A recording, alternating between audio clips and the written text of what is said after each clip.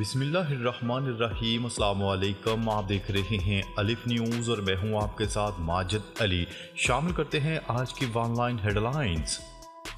News report کے مطابق یمن کی مسلح افواج کے ترجمان یحییٰ ساریہ کا کہنا ہے کہ غزہ کے عوام تک امداد پہنچانے کے لیے اور جارحین کے خلاف استقامت کے 10ویں کے آغاز کی مناسبت سے یمن کی مسلح افواج نے جارحین کے خلاف 6 میزائل اور ڈرون کارروائیاں انجام دی ہیں۔ یحییٰ ساریہ نے مزید کہا کہ یمن کی بحریہ نے خلیج عدن اور بحیرہ احمر میں امریکی اور برطانوی 4 بحری جہازوں کے خلاف کارروائیاں کی ہیں۔ یمن کی مسلح افواج کے ترجمان یحییٰ ساریہ کا مزید کہنا تھا کہ مرسک ساراتوجا اور ڈیٹرائٹ نامی 2 بحری جہازوں کو خلیج عدن اور بحیرہ احمر میں نشانہ بنایا گیا ہے۔ ایران نے کئی محاذ کھول دیے، بڑی جنگ کا خطرہ، اسرائیل کا واویلا۔ اسرائیل نے کہا ہے کہ ایران نے غزہ کے ساتھ ساتھ 4 نئے محاذ کھول لیے ہیں۔ اس کے نتیجے میں اسرائیلی مسلح افواج کو زیادہ متحرک ہونا پڑ رہا ہے اور قومی سلامتی یقینی بنائے رکھنے کا کام دشوار ہوتا جا رہا ہے۔ غیر ملکی خبرساز ادارے کی رپورٹ کے مطابق اسرائیلی افواج غزہ میں حماس کے جانبازوں کے خلاف کارروائیوں کے نام پر نہتے شہریوں کو بھی نشانہ بنا رہی ہے، جبکہ لبنان، عراق، شام اور یمن میں ایران کے حمایت یافتہ جنگجو مختلف محاذوں سے اسرائیل کے اندر آبادیوں کو نشانہ بنانے کی کوشش کر رہے ہیں۔ شمالی غزہ میں اماراتی اور اردنی فضائیہ کا ایئر ڈراپ آپریشن۔ شمالی غزہ کے متاثرین کے لیے اردن اور اماراتی فضائیہ کی جانب سے مشترکہ امدادی ایئر ڈراپ آپریشن کیا گیا۔ غیر ملکی ذرائع ابلاغ کے مطابق مشترکہ امدادی آپریشن اردن اور امارات کے درمیان غزہ میں فلسطینی عوام کو امداد پہنچانے کے لیے تعاون کے ضمن میں کیا گیا ہے۔ مشترکہ آپریشن میں غزہ میں 22 ٹن امدادی سامان فضا سے زمین پر پھینکا گیا۔ اردن اور متحدہ عرب امارات کے ایئر ڈراپ آپریشن کا مقصد شمالی غزہ اور ان کے علاقوں میں امداد پہنچانا ہے، جہاں زمینی رسائی انتہائی مشکل ہے۔ حماس کے اسرائیلی فوجیوں اور گاڑیوں پر حملے۔ غزہ کے وسطی اور جنوبی حصوں میں اسرائیلی فوجیوں اور گاڑیوں پر حماس نے حملے کیے ہیں۔ حماس کے القسام برگیڈز کے مطابق غزہ شہر کے تل الحوا محلے میں صہیونی فوجیوں کو لے جانے والی گاڑی کو نشانہ بنایا گیا۔ القسام برگیڈ نے الشفا ہسپتال کے قریب اسرائیلی بختربند گاڑی کو بھی نشانہ بنایا۔ حماس نے الشفا ہسپتال کے قریب اسرائیلی گاڑیوں پر حملے کی ویڈیو بھی جاری کر دی۔ اسرائیل نے سلامتی کونسل کی قرارداد کو پیروں تلے رون دیا، مزید 81 فلسطینی شہید۔ غزہ کی وزارت صحت کے مطابق گزشتہ 24 گھنٹوں کے دوران غزہ میں اسرائیلی دہشت گردی کے 8 واقعات میں مزید 81 فلسطینی شہید اور 93 زخمی ہو گئے۔ الجزیرہ کی رپورٹ کے مطابق رفح میں ایک گھر پر رات گئے اسرائیلی بمباری میں 18 افراد شہید ہو گئے، جن میں 9 بچے بھی شامل ہیں۔ اسپیس ایکس کی جانب سے اسٹار شپ راکٹ انجن کی آزمائش۔ ٹیکنالوجی کمپنی اسپیس ایکس نے مریخ پر بھیجے جانے والے خلائی جہاز کی آزمائشی پروازوں کی شرح میں فوری اضافے کی پیش نظر نئے اسٹار شپ راکٹ انجنوں کا ٹیسٹ کیا ہے۔ یہ static fire test space x کی جانب سے اسٹار شپ کو پہلی بار کامیابی کے ساتھ مدار میں لانچ کرنے کے 11 روز بعد کیا گیا ہے۔ Pakistan Iran gas pipeline منصوبے کی حمایت نہیں کرتے، امریکہ نے خبردار کر دیا۔ امریکی وزیر خارجہ کے ترجمان میتھیو میلر نے پریس بریفنگ کے دوران اسٹیٹ سیکرٹری ڈونلڈ لو کے بیان کا اعادہ کیا، جس میں کہا گیا تھا کہ امریکہ پاکستان اور ایران کے درمیان گیس پائپ لائن کے منصوبے کی حمایت نہیں کرتا۔ ان خیالات کا اظہار میتھیو میلر نے ہفتہ وار پریس بریفنگ میں ایک صحافی کے سوال کے جواب میں کیا۔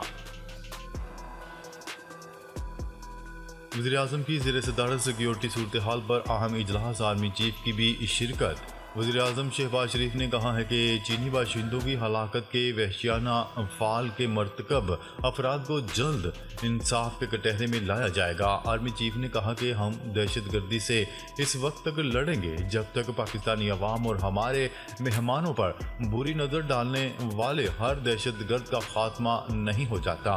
نیوز رپورٹ کے مطابق وزیراعظم شہباز شریف کے زیر صدارت سیکیورٹی سے متعلق اعلیٰ سطح کا اجلاس ہوا، جس میں وفاقی وزراء، آرمی چیف، وزیر اعلیٰ، متعلقہ صوبوں کے چیف سیکرٹریز اور انسپکٹر جنرل آف پولیس نے شرکت کی۔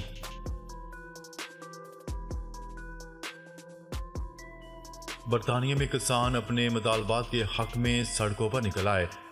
کاشتکار ٹریکٹرز کے ہمراہ پارلیمنٹ اسکوائر پر جمع ہوئے۔ غیر ملکی خبرساں ادارے کی رپورٹ کے مطابق لندن پارلیمنٹ اسکوائر پر احتجاجی مظاہرہ کیا گیا۔ کسانوں نے یو کے حکومت کی پالیسیوں کی مخالفت کرتے ہوئے نعرے لگائے۔ کاشتکاروں کا کہنا تھا کہ تیسری دنیا کے ممالک سے یو کے کی مارکیٹ میں آنے والی سستی اور کم کوالٹی کی درآمدات کو مسترد کرتے ہیں۔ مظاہرین کا مزید کہنا تھا کہ غیر معیاری درآمدی اشیاء یو کے میں کاشتکاروں کو تباہ کر رہی ہیں۔ رفح پر حملہ کیا تو اسرائیل کی سلامتی خطرے میں پڑ جائے گی، امریکہ نے دو ٹوک پیغام جاری کر دیا۔ امریکہ نے خبردار کرتے ہوئے کہا ہے کہ رفح پر حملہ کیا گیا تو اسرائیل کی سلامتی خطرے میں پڑ جائے گی۔ امریکی وزارت خارجہ کے ترجمان میتھیو میلر کا کہنا تھا کہ اسرائیل کی رفح پر چڑھائی بڑی غلطی ہو سکتی ہے۔ رفح پر حملے سے اسرائیل کی سلامتی خطرے میں پڑ جائے گی، غزہ میں امداد کی فراہمی یقینی بنانا ہوگی۔ میتھیو میلر نے پریس بریفنگ کے دوران گفتگو کرتے ہوئے مزید کہا کہ اسرائیل کے وفد کے دورہ کی منسوخی پر ہمیں حیرانی ہوئی۔ بدقسمتی سے اسرائیل امریکہ کے ساتھ مذاکرات میں شریک نہیں ہو رہا۔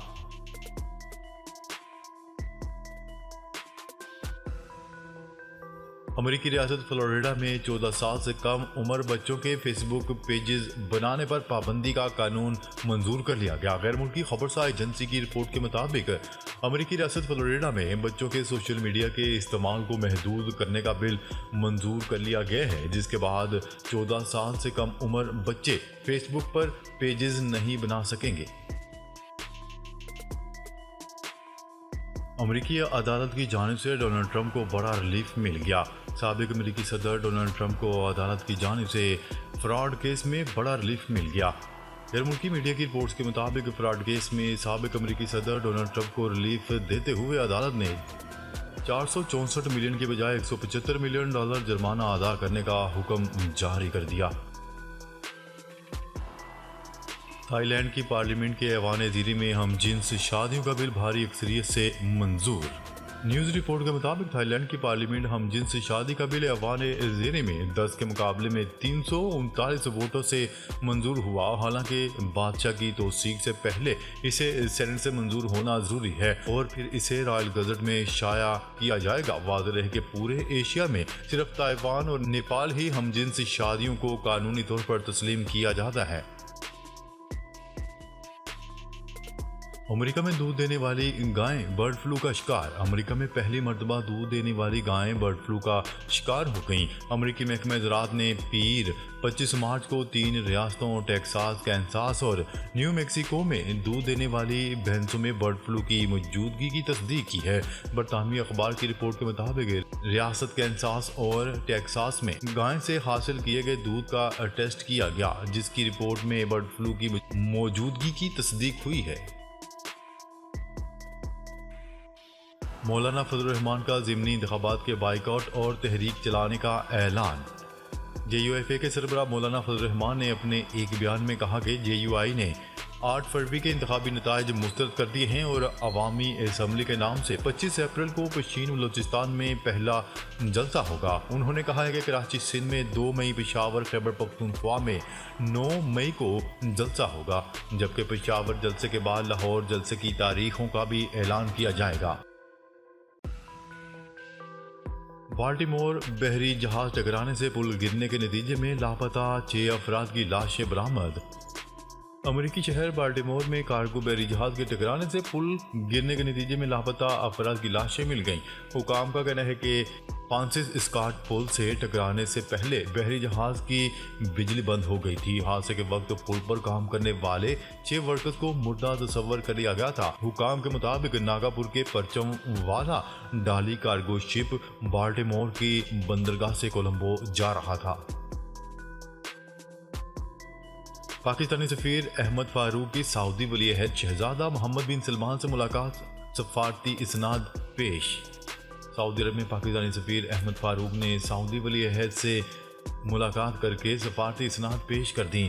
پاکستان سمیت دیگر ممالک کے نئے تعینات ہونے والے سفیروں کے اعزاز میں تقریب منعقد کی گئی۔ سعودی ولی عہد شہزادہ محمد بن سلمان نے نئے سفیروں کا خیر مقدم کیا۔ 6 ججز کے خط کی اوپن کورٹ تحقیقات کے لیے سپریم کورٹ میں درخواست دائر۔ اسلام آباد ہائی کورٹ کے 6 ججز کی طرف سے سپریم جوڈیشل کونسل کو لکھے گئے خط کی اوپن کورٹ تحقیقات کے لیے سپریم کورٹ میں درخواست دائر کر دی گئی۔ ایڈوکیٹ میاں داؤد کی جانب سے سپریم کورٹ میں آئینی درخواست دائر کی گئی۔ ہائی کورٹ ججز کے خط پر سپریم کورٹ کا بلا اختیار کمیشن بنا کر انکوائری کرنے کی استدعا کر دی گئی۔